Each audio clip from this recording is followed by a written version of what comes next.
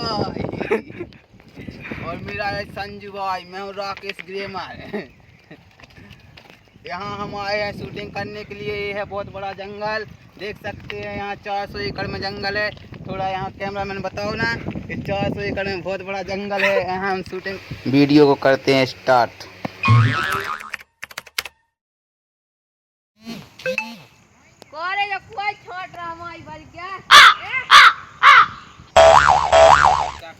बताए नहीं आते पहले रे ये जो होता है कौन खाया हम माले यार ये जो होता है ये जो होता है कोई रिपोर्ट करने और तो रिपोर्ट करने और तो रिपोर्ट करने अब क्या हाल है? हम क्या यहाँ पे थे कितने और तो रिपोर्ट करने हमें रिपोर्ट का हम भी लटने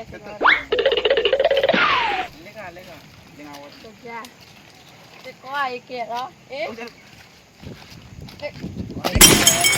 जा भाई जा अपना नाम कर चलो भज्जा माफ कर दे। आज के बाद नहीं काटे मजाक कर रही थी। आज चल तो जा लट अब नहीं काट